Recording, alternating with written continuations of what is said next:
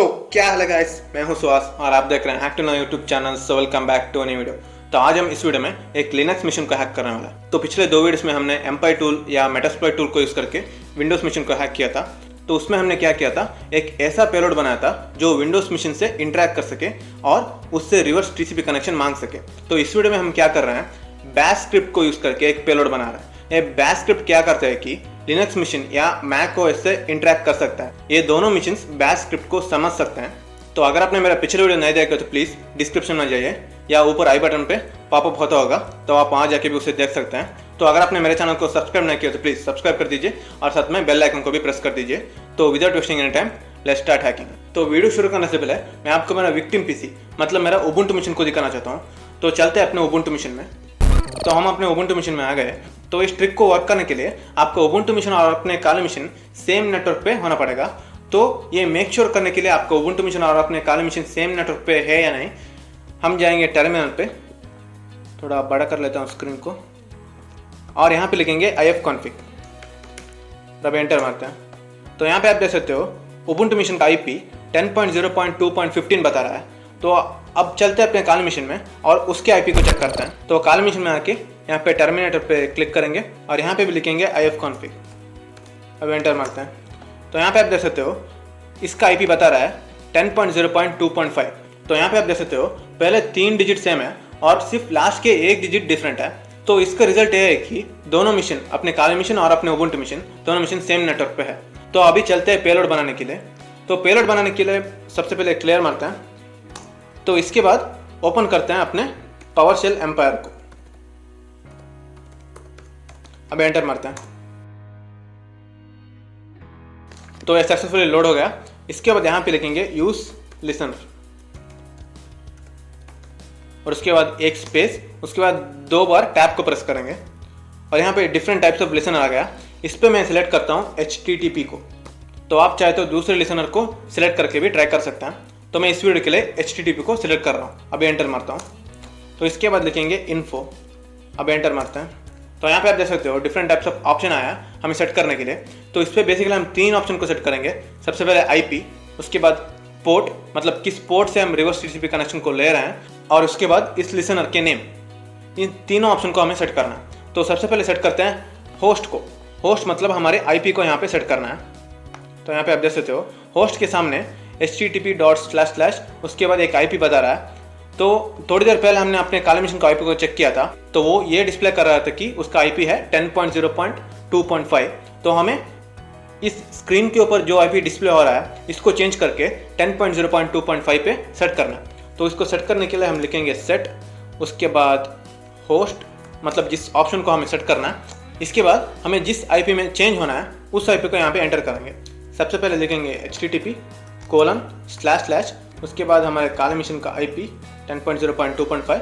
ये बस हो गया। इसके बाद एंटर मारते हैं। तो हमारा होस्ट सक्सेसफुली सेट हो चुका है। इसके बाद हमें पोर्ट को सेट करना है। पोर्ट को सेट करने के लिए मैं लिखूंगा सेट, उसके बाद पोर्ट। उसके बाद हमें उस पोर्ट को सिलेक्ट करना पड़ेगा जिस पोर्ट से हम रिवर्स TCP कनेक्शन ले रहे हैं। तो मैं इस वीडियो के लिए सिलेक्ट करता हूँ 1 2 3 4। अब एंटर मारते हैं। इसके बाद हमें अपने इस लिसनर को कुछ नाम देना है। इसके लिए मैं लिखूंगा सेट, उसके बाद नेम, और इसके बाद यहाँ पे लिखूंगा लिनक्स मतलब इस लिसनर को मैं लिनक्स नाम दे रहा हूँ। अब एंटर मारता हूँ। तो यह ऑप्शन भी सेट हो गया। और इस लिसनर को स्टार्ट करने के लिए हमें लिखना पड़ेगा एग्जीक्यूट। अब एंटर मारते हैं। तो यहाँ पे आप देख सकते हो लिसनर सक्सेसफुली स्टार्टेड दिखा रहा है। तो इसका मतलब यह है कि हमारा लिसनर रिवर्स TCP कनेक्शन को रिसीव करने के लिए रेडी है। इसके बाद हमें क्या करना है, एक पेलोड बनाना है। पेलोड बनाने के लिए हम बैक जाएंगे और यहाँ पे लिखेंगे यूज स्टेजर, उसके बाद एक स्पेस, उसके बाद 2 बार टैब को प्रेस करते हैं। तो पिछले वीडियो में हमने विंडोज को हैक करने के लिए यहाँ पे इस पेलोड को सेट किया था, windows/launcher_bat। तो इस वीडियो में हमें क्या करना है, एक लिनक्स मशीन को हैक करने वाला है। तो इसके लिए मैं बैश स्क्रिप्ट को सिलेक्ट करूंगा जैसे मैं आपको पहले बताया था। तो इसके लिए यहाँ पे ये ऑप्शन multi/bash, इस ऑप्शन को हमें सिलेक्ट करना है। तो यूज स्टेजर मैंने लिख लिया। उसके बाद लिखेंगे multi/bash। अभी एंटर मारते हैं। इसके बाद लिखेंगे इन्फो। तो यहाँ पे आप देख सकते हो डिफरेंट ऑप्शन जो हम सेट कर सकते हैं वो सभी ऑप्शन यहाँ पे स्क्रीन के ऊपर डिस्प्ले हो रहा है। तो इस पर हमें सबसे पहले 2 ऑप्शन को सिलेक्ट करना है। वो है ये लिसनर, उसके बाद ये आउट फाइल। सबसे पहले हम क्या कर रहे हैं, इस लिसनर ऑप्शन के सामने हम जिस लिसनर से उस रिवर्स टीसीपी कनेक्शन को ले रहे हैं उस लिसनर के नाम को यहाँ पे लिखेंगे।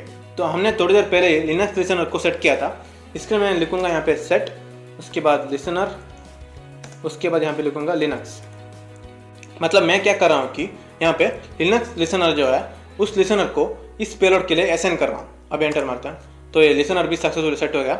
इसके बाद यहाँ पे आउट फाइल को सिलेक्ट करेंगे, आउट फाइल। इसके बाद हमें उस एड्रेस का नाम देना है जिस एड्रेस में हम अपने पेलोड को सेव करने वाला है।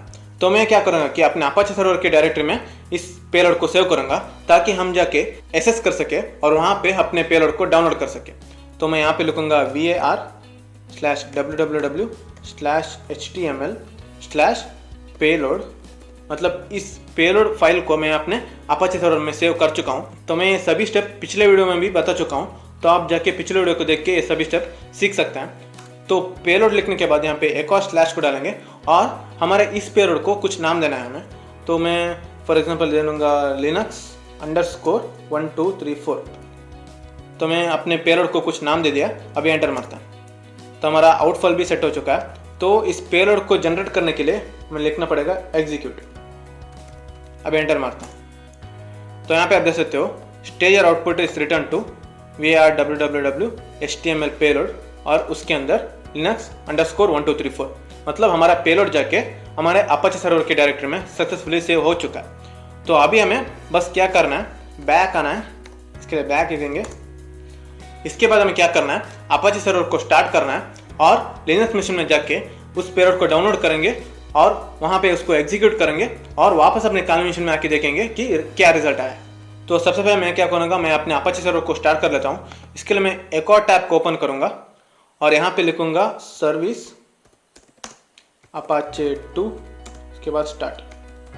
अब एंटर मारते हैं तो यह कमांड सक्सेसफुली रन हो चुका है। तो अभी हमें क्या करना है, उबुंटू मशीन में जाके उस पेलोड को डाउनलोड करना। तो चलते हैं अपने उबुंटू मशीन में। तो मैं अपने उबुंटू मशीन में आ गया।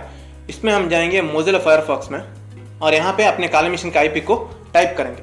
काली मशीन का आईपी था 10.0.2.5। अब एंटर मारते हैं तो आप देख सकते हो ये इंटरफेस आ गया। इस पर हमें पेलोड फाइल के अंदर जाना है और उस बैश स्क्रिप्ट को या जो पेलोड हमने बनाया था उस पेलोड को हमें ढूंढना है। यहाँ पे सिलेक्ट करेंगे linux_1234 को और उस पर राइट क्लिक मारेंगे और सिलेक्ट करेंगे सेव लिंक एज। इसके बाद हमें क्या करना है कि उस डायरेक्टरी को सिलेक्ट करना है जिस डायरेक्टरी में हम इस बैश स्क्रिप्ट को या इस पेलोड को सेव करने वाला है।